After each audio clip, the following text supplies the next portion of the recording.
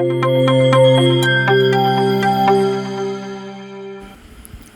প্ৰদেশৰ ৰাজধানী হ'ল হায়দৰাবাদ। অৰুণাচল প্ৰদেশৰ ৰাজধানী হ'ল ইটানগৰ। অসমৰ ৰাজধানী হ'ল দিছপুৰ, গুৱাহাটী।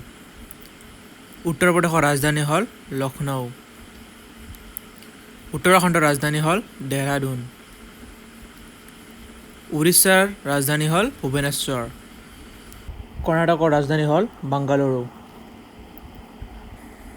কেৰালাৰ ৰাজধানী হ'ল তিৰুৱনন্তপুৰম।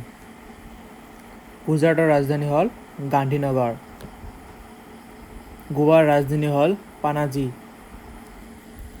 ছত্তীশগড়ৰ ৰাজধানী হ'ল ৰায়পুৰ। ছিকিমৰ ৰাজধানী হ'ল গেংটক। ঝাৰখণ্ডৰ ৰাজধানী হ'ল ৰাঁচী। তামিলনাডুৰ ৰাজধানী হ'ল চেন্নাই। তেলেংগানাৰ ৰাজধানী হ'ল হায়দৰাবাদ। ত্ৰিপুৰাৰ ৰাজধানী হ'ল আগৰতলা। নাগালেণ্ডৰ ৰাজধানী হ'ল কোহিমা। পাঞ্জাৱৰ ৰাজধানী হ'ল চণ্ডীগড়। পশ্চিমবংগৰ ৰাজধানী হ'ল কলিকতা। বিহাৰৰ ৰাজধানী হ'ল পাটনা। মণিপুৰৰ ৰাজধানী হ'ল ইম্ফল। মধ্যপ্ৰদেশৰ ৰাজধানী হ'ল ভোপাল।